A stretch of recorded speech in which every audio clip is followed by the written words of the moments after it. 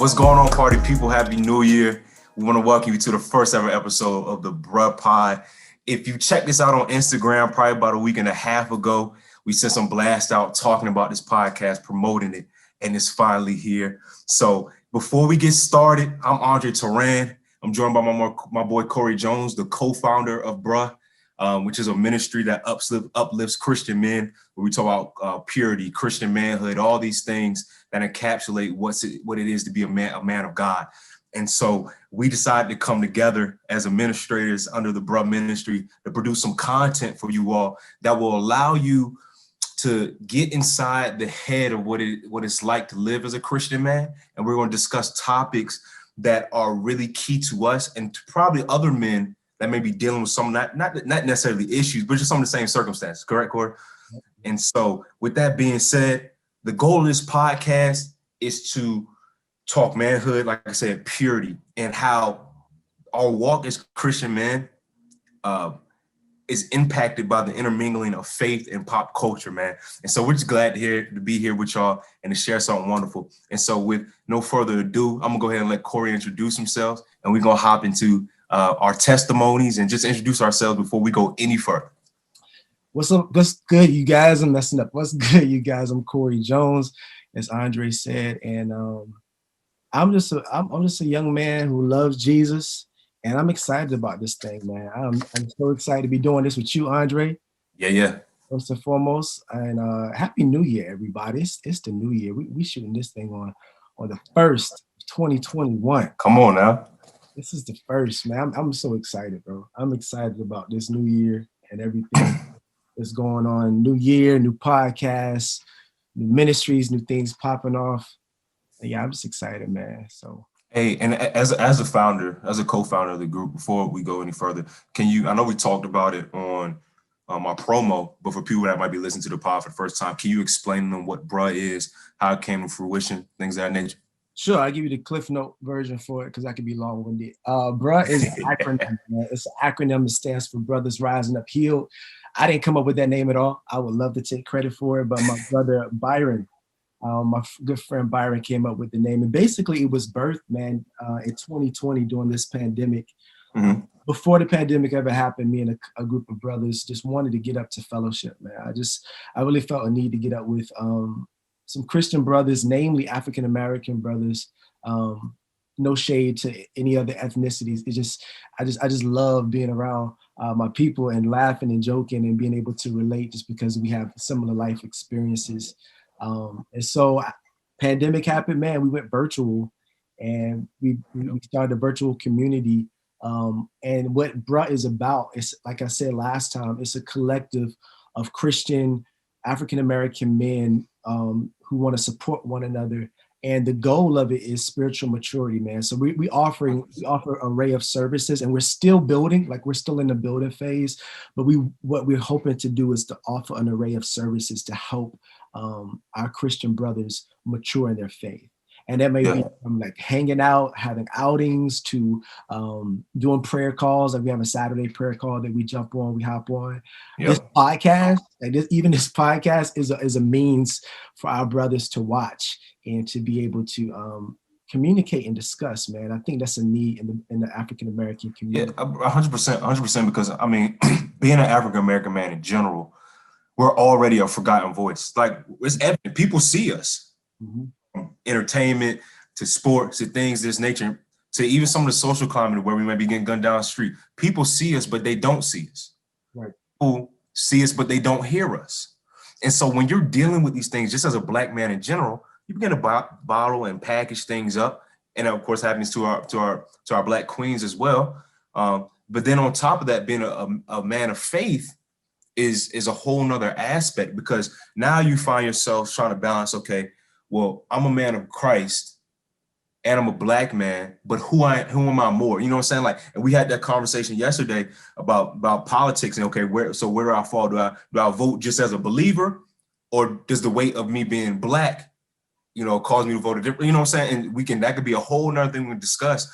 But we have men that are sitting with things like this, that they're Christian men that are sitting with things like this, things from politics to purity, to how do I as a man of God, walk the walk of purity, but I'm feeling X, Y, and Z. I want to get up with her, but you know, that's not right. And trying to understand the reason behind purity, what it provides. How about, you know, okay, now I do have somebody. How do I operate as the head of a household? Right. How do I do X, Y, and Z? How do I do this from a Christian male perspective? Okay, snap. I still like this amount of secular entertainment. How do I navigate that appropriately so my spirit is still fed and not being blocked off by some of the things that I'm inputting into myself? Right. And so because of that, there's a constant, like I said, there's a constant intermingling between, okay, I'm a man of God, but I'm living in the world. I'm living in culture, and these things are having an impact on me. And so instead of us just sitting there and kind of just bathing in our own thoughts and our own troubles, this community is now here to say, hey, bro, come on in with your wounds. Come on in with your hurt. Come on in with your pains. Because look, I'm going to lift up my shirt and show you where my thorns are too. And then we discuss them and we can help one another. Yeah, man. Because where's it saying the word that like two are greater than one? Yes. I think it's in Ecclesiastics. Don't quote, but yeah, it's that's what it's about, man. And we suffer in silence, and we've been doing that for so long. So it's great, man. You're a part of it. You're in it. For sure. I think we at this point we're like 19 or 20 deep, and so we've been very active. And it's a safe place, man. It's a safe place for you to ask questions, for you to grow in your faith. We have different levels of maturity in Christ within the group. We got some people who've been saved for over 20 years and some who just gave their heart to Christ last month, you know? So discipleship is a part of that. And it's a camaraderie, man. I thank God for it, because out of the craziest year of our lives, God was still at work and he birthed this collective, man. So God is awesome. Yeah, because I remember, and before we move forward, I remember being added to the group. I can't remember if it was Byron or Omar, one of the guys that added me. And like when I get added, like the group me messages, for y'all don't know, we have about 20, 25 guys in that range right now, and we're continuing to grow. When I get added some group me, some I'm really active in, and then some I just kind of watch and don't say nothing, right? But this one because I saw the value in what it was providing. And Corey, it's Ecclesiastes 4:9. Two people are better off than one, for they can help each other succeed. And then verse 10 says, if one person falls, the other can reach out and help. But someone who falls alone is in real trouble. We're trying to negate and prevent that. And I think we really are. And so just being a part of this group has been such a blessing. And, you know, as we move forward into this pod, we got some crazy topics lined up for y'all. Next week, we got So You Think You a Man. And we're going to discuss manhood and things of that nature and what it really means to be a man, what the world says a man is versus what a man of God really is, and how we operate, how we carry that out. How, like in Titus, it tells us, you know, it's funny because women always like to talk about the Proverbs 31 women, right? They love the example of that. But for men, it's not like a lot of concrete verses you go to. But when you look in Titus, for example, it breaks down what it means to be, you know, kind of a priest, right? And we talk about the position we're supposed to have over our household, and it lists out all these things. And it's looking at, okay, traditionally, this is what the world says the man is. Okay, he can rotate shorties. Okay, but he can hop around. Okay, but he can lay down with her and then peel out because, you know, it ain't no big deal. You know what I'm saying? Like, commitment, you know, I can be with old girl for 6 years and not really put a title on. I can just use her up. You know, it's all these different things what is being made. Oh, I need tote guns. I need carry cash. I need to have like all this stuff that is empty and doesn't matter. Yeah.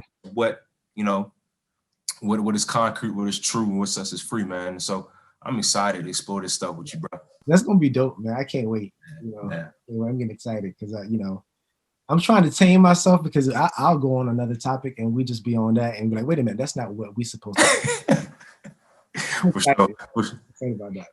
Yeah. Okay. So now what we want to do is just kind of break down, give a little brief background who we are as people, our testimonies, and then we're going to segue you into the next pod, which is going to be, like I said, So You Think You're a Man, and we're going to stick to some of those topics and we'll lay some stuff out for you later on. And so, Corey, do you want to start us up, man? Just let the people know who you are, what you do currently, what your relationship status, like all that stuff, man. IG bio, bro. All the information. All you want to know, all the details about Corey. Okay, cool, man. First and foremost, both me and Andre are Lakers fans. and put that out there. Mhm. No, man, I am a simple guy, man. Born and raised. I'm from an area of Virginia. I got a Virginia hat. I was gonna rock the Virginia hat, but I saw you with your Lakers hat, and I'm a big Kobe fan. Got to do that. Got to. Quote back there, so I had to switch it up so we can be uniform. But anyway, I'm from Virginia. I'm from an area called Hampton Roads, the 757. 7'5". Yes, big ups. And I'm from Portsmouth, Virginia. I don't know if people are familiar with that, but Pistol City, bro. Mississippi is from P-Town. We call it P-Town. It's affectionately Pistol City. Pistol City. That's what the P is for, P-Town. But I was born there, raised there. Had Christian parents, both parents in my life, father and mother, Christian. And I just your first time hearing my testimony too. So this is like I think so. I never told you.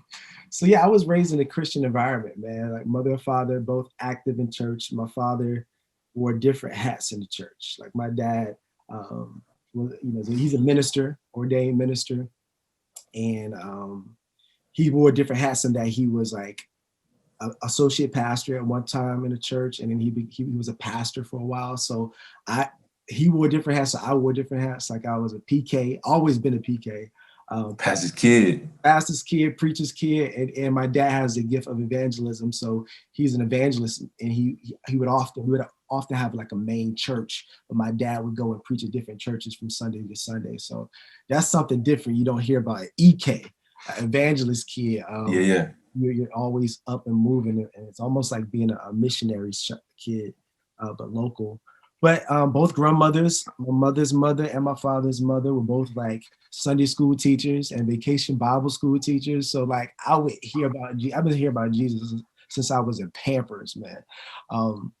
But growing up in a Christian environment, I made a profession of faith when I was 7 years old, but didn't know what I was doing. You know, my dad was like, "Hey, here's the plan of salvation. Repeat after me." And just none of it made sense to me. I remember him talking about Jesus, man, and I was like, he talking about Jesus dying on the cross, and I was like, thinking that just happened. Like 7-year-old, I got a 7-year-old now. His name is Jacob, and like sometimes like kids take things so literal. So when they were explaining it to me, I was like, "Oh my, like he died like today?" Like I didn't understand it. I wasn't ready at all. But when I was 9 years old, man, I think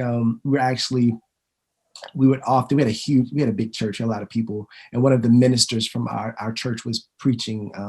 He had an engagement at another church, and so our family supported him in his preaching. And I remember him talking about like we all have an appointment with God. And I was 9 years old at the time, just like listening to him. And he said, we all have an appointment with God. We can't cancel this appointment. We can't reschedule this appointment. Like this appointment is set in stone, and we will all have to stand before God. Man, that thing scared me. But like the Holy Spirit was working in my 9-year-old heart. And that night I went home and I gave my life to Jesus. And ever since then, man, I wanted to live for him. Like I was so excited. I felt different. Even though I was 9 years old, it wasn't like I was wilding out, because I don't have one of these, extraordinary testimonies where I was I was out here gang banging, and you know what I'm saying? I was out here, I was a bricklayer, you know what I'm saying? Bricks, I had them. Jesus snatched me up. I don't have one of those Apostle Paul testimonies. That's not my story. But my testimony is a testimony of God keeping me, man. So being young, going to vacation Bible school, Sunday school regularly. My dad's a pastor, or he's associate minister at the time. And so we go to church every Sunday, every Wednesday night, Bible study. On Sundays, we doing Sunday school. We doing Sunday school. Like my dad is doing stuff at the house as well. So like, I was learning a lot. I was growing as a young man. And so fast forward to me, being from Portsmouth. Portsmouth is not I went to some difficult schools. I was in public school, so I grew up in public school. Hey, I hear you. So, like I said, Portsmouth is Pistol City, so it was difficult sometimes, but because I was on fire for Christ, and I was unashamed, and I was like, I'm gonna evangelize my whole class. Like my dad is an evangelist. Like we believe in like sharing the gospel of Jesus Christ. So there's these things, and I wish I had it. These things called chick tracts, little stories Yeah, and yeah. comic book stories basically. Mm-hmm. And Mm-hmm. at the end, it's like they offer you the plan of salvation. So I used to go to church and grab a gang of those, and I'd be passing them out doing You reading. know, Jordan. I'm about to evangelize my whole classroom, man. We all going to heaven. I got that. Hey, I got that good for you. This, Hey, come on, man, get this. hello.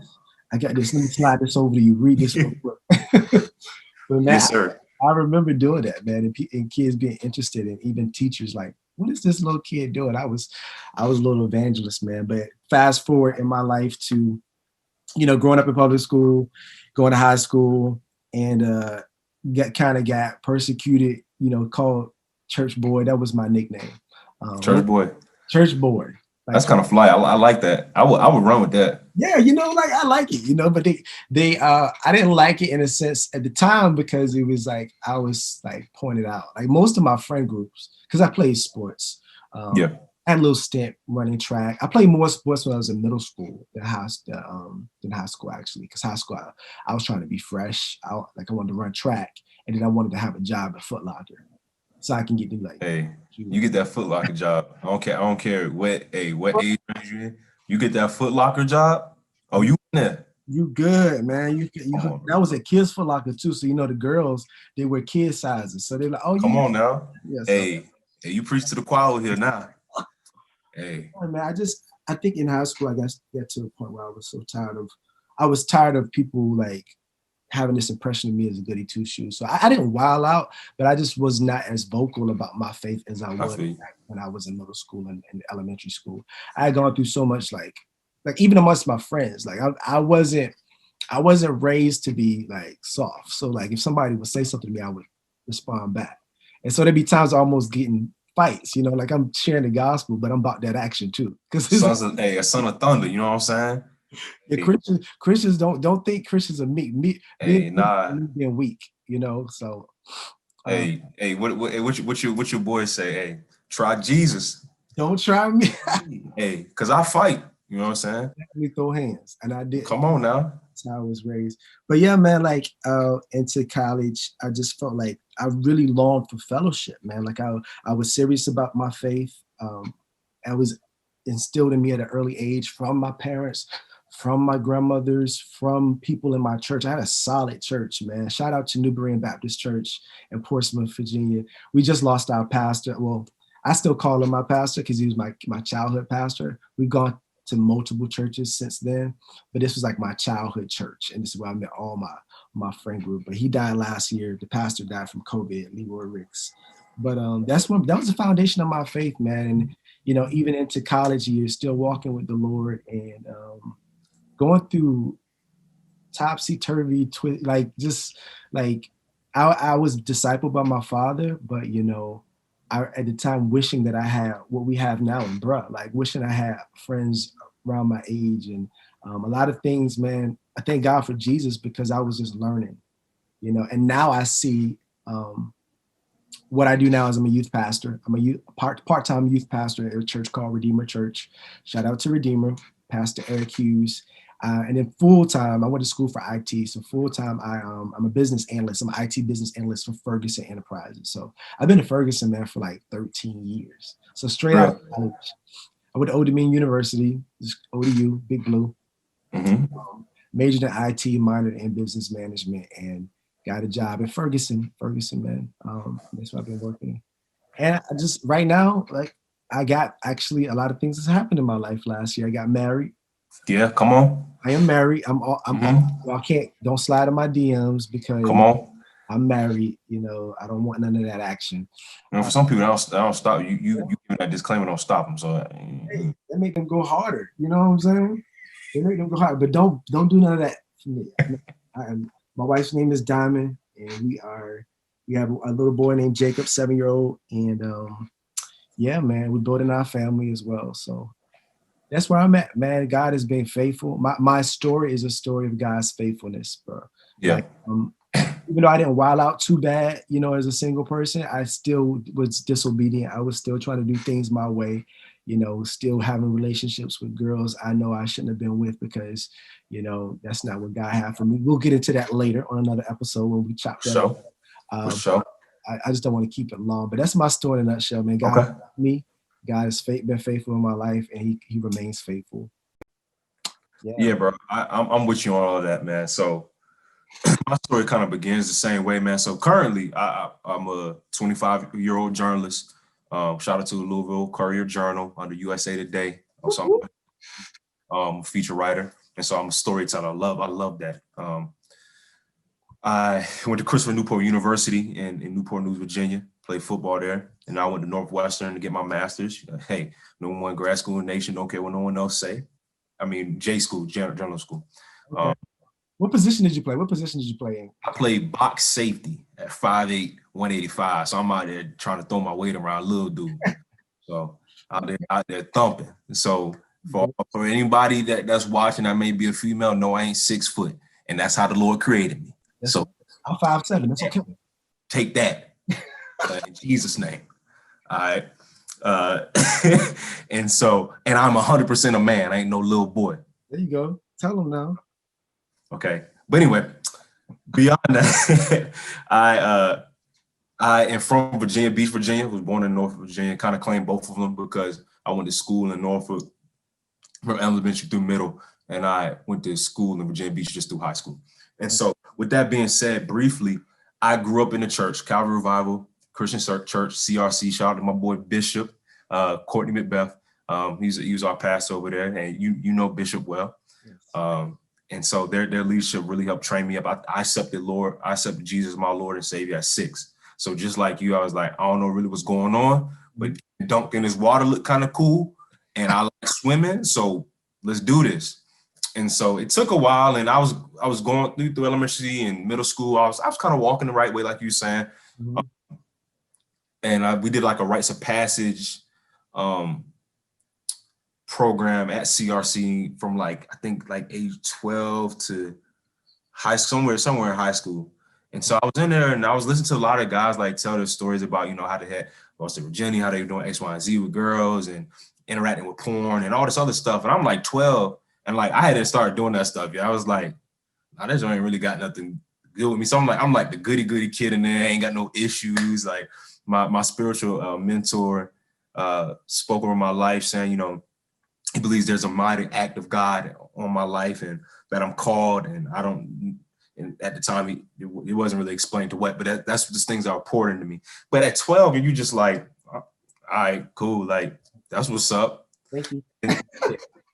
And so through high school, of course, in high school, I'm out here chasing. I mean, I play high football. I'm a 3-sport athlete. I'm doing everything I see my boys doing.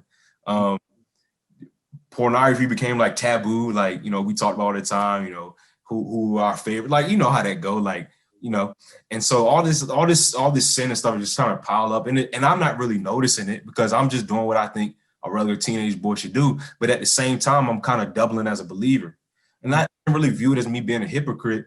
I thought I wasn't deep enough in my faith to understand that these two things couldn't live on the same plane. You know what I'm saying?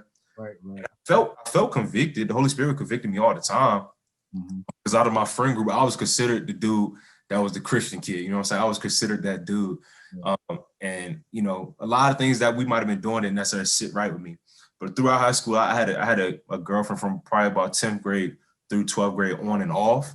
And so she was the high school sweetheart. Parents loved her, this, that, and the third. I'm saying that because it kind of plays into my story later on. To put it into a little tight little wrap, and we can expand on these stories in future episodes. I get to college and I break it with my girlfriend like a dum-dum because I'm thinking, oh, I'm a college football player. I'm about to go out here and just wild out. All out. Yeah. I won't close to God at all. At that point in time, I'm man, I'm about to wild out. I'm gonna hit that. I'm gonna do this, whatever. And so that carried through my freshman year. I was still seeing my high school sweetheart kind of on the side, but that ended up breaking off by the time first semester was over. And I'm telling you this because it pours in, again. And so what ends up happening is after that, it ends that springtime, I'm chasing, I'm doing what guys do, what boys do. Let's put that clear, what boys do. And fast forward, coming to my sophomore year of college, I meet a girl that ended up kind of being a Delilah to my Samson. And I'm not going to talk bad upon this girl. I wish her nothing but the best. And I hope the Lord has worked on her in ways that he's worked on me. Yeah. It was a very physical relationship, the most physical relationship I've ever had. So everything was built on the foundation of sex. I was not, my mouth might have been kind of close to Christ, but my heart was not close to God at all. So I sacrificed a lot of things. That relationship became kind of emotionally and verbally abusive to me. And I'm not saying there was things I was doing that was perfect. That's not what I'm saying. Like there were things I were doing that wasn't cool too. But I just know the effects of that relationship. And what ends up happening is we break things off, and I end up chasing her again, trying to get back with her. And that just bore me down even more. And I got to a point where I entered into a space of depression. I didn't have an identity. I wasn't going to class, and it was all because of women. And it was because of the heaviness of the soul tie I had created with her through our sexual interaction. And there was a lot of other things that came in between that, like it was just the attack on my life was just so clear and evident because entering college, I was such a confident kid. I knew who I was. Even if it wasn't in the identity of Christ, I knew who I was. But at this point in time in my life, I had nothing. Like, and it seems real simple. Like, what do you mean? Like a girl took this all from you? But I mean, how many times in the word do we see mighty men of God or whoever fall into this, right? Because of these sexual things and some of these sexual interactions, they really wear you down. And people just think they just talking, it's how they are, but it's the truth. Yeah. So my mom suggests I get back with my spiritual mentor, and we're talking and we're trying to carve out a path to get back right with Christ, because that I knew, I felt the call then, like I knew. But during about a year, about 6 months of trying to do that, I was still kind of like rebounding with girls and stumbling, kind of just, trying to get on the right track. And what ends up happening, and we were running towards time now, so I'm gonna try to wrap up. But what ends up happening is I end up getting back with the girl I was with in high school on some worldly, well, like, let me go back to the person that, like, I know is gonna do right by me. Like, I'm a terrible dude, some Bryson Tiller type, right my wrongs. And so, but it ends up starting off well, and her trust in me was shot. And in between that time, she had interacted and been in some relationships with people that messed up stuff, just like me. And so it just was not necessarily working out. Our interactions were still like, we were had been together for years because we knew each other so well. Mm-hmm. We were living off like this high school sweetheart idea instead of grounded in reality. And so what ends up happening is, I think by around her birthday in like April of 2017, what ends up happening is we decide, okay, we want to try to actually pursue marriage and things of that nature, and do it the right way. That marriage may not be next year, it may not be wherever. I might not have proposed or X, Y, Z, we're still in college, but we want to do it the right way. So we decided to become celibate together and pursue purity. And so it's been beautiful. That's been about 3.5 years now. Been absolutely wonderful. Haven't broken that, been doing what I'm supposed to do. And as a 25-year-old man, God knows I could be out here doing whatever I want. And some people probably think that I'm wasting my quote unquote prime, right? Yeah. Right. Come on, Corey, come on. You know how they talk about it. That's what they say, man. Come on. And so what ends up happening is, once I made that decision, I was never like a smoker or drinker. So like the only thing that I was really indulging in was sexual relations, right? So like my thing was like, all right, bet. Well, since I ain't doing that no more, I can get down with Jesus. You know what I'm saying? I get down with Jesus. And even though it seemed so light, and the decision for that like seemed so light, right? I didn't understand was he had already laid the groundwork for me to take off as a believer. All I had to do, Corey, was put my hand to it. The provision was already there. The provision was already there. Yeah. I had to make the decision. Yeah. And so what a lot of people don't understand, they think, oh, when I come to Christ, I have to come to Christ perfect. I have to come to Christ like this. And I've had boys that I've tried to minister to say, well, bro, I don't think I'm ready. I wasn't ready then. But what you have to understand is that the provision is already written. It's already laid out. You step into it. Yes.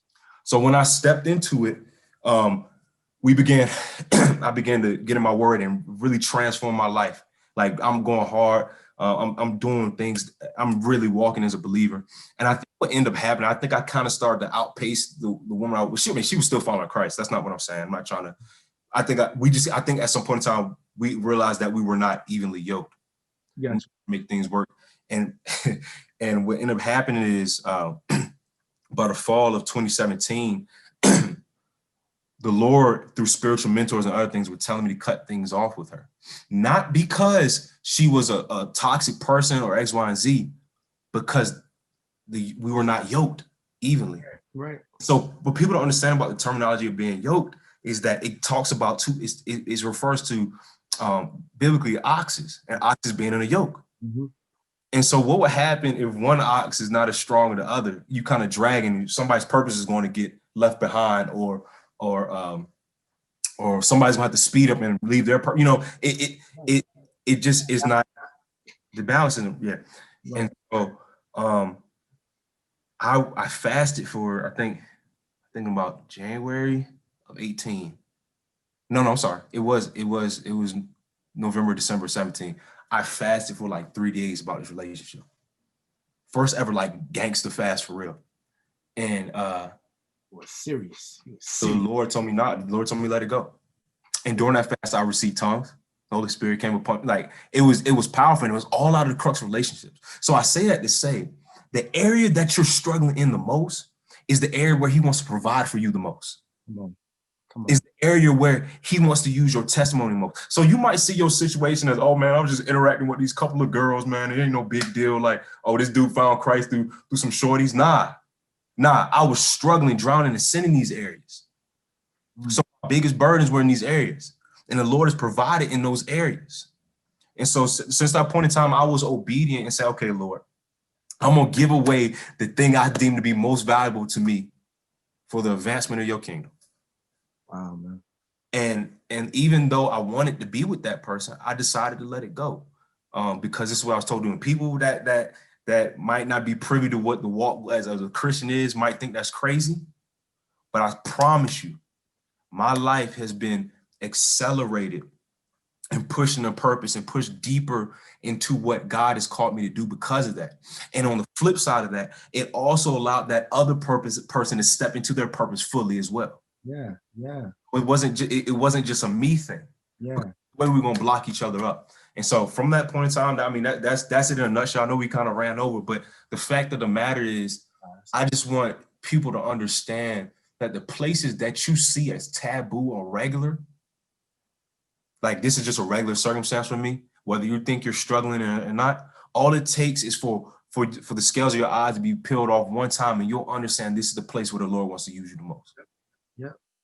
And so, bro, I mean, that what your boy got for you. That's awesome. I mean, and we hearing each other's like, this is our first time. Like, we not rehearsed at all.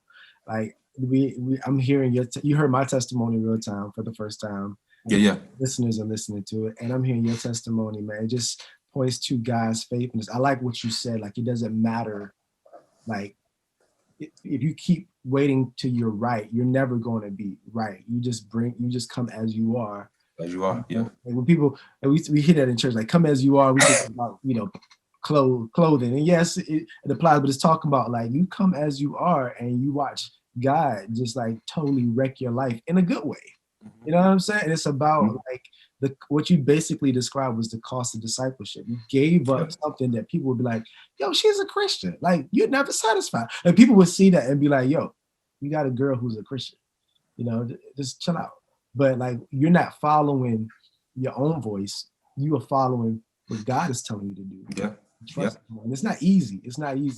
No, I didn't just easily. No, I cried. I said, yo, you serious? Like, I was mad. And what people don't see is also people don't see the singleness portion of that part of that story. Because now I'm back into a boat where I'm like, okay, well, I'm single, like, cool. And it's been 3 years. I'm single. So there's been times where I'm like, well, God, like, I gave up and was obedient for what you told me to do. Right. But where's the provision? The provision's been there all along, but there are timestamps, and there's things that are supposed to come in your life at a proper time. Yes, what we're talking about. There's a time and a season for everything. So we just trying to live that out, bro. Man, it's awesome, man. I'm looking forward to like our podcast. I know we're over a little bit, but like everybody has a story. 100%. And God has, you know, whether you 7 years old, 9 years old, 29 years old, once God invades your life, man, he makes it better. And so I'm just glad to hear your story and have the listeners listen to our story so we can have some sort of credibility with them so they can know, Yeah. you know, we're going to dig deeper in more details about, you know, things that's happening in our lives. For sure. Help people. For sure. Well, look, man, this first run, it's been a pleasure. For y'all listening, I thank y'all for tapping in and listening for what we got to say. We just want to kind of open our hearts to show you who we are so y'all can get comfortable and enjoying this fellowship with us. It's not just two guys just talking and chopping it up. Now, this is a fellowship between us and whoever else is listening as well. And so moving in next week, we'll have, you know, what, so you think you're a man. What is Christian manhood? What really is manhood? That's what we'll be talking next. And so we're going to go ahead and wrap it up, y'all. Much love. Happy New Year. Happy New Year. Yeah, yo. And be blessed. Yes. For sure. Peace, y'all.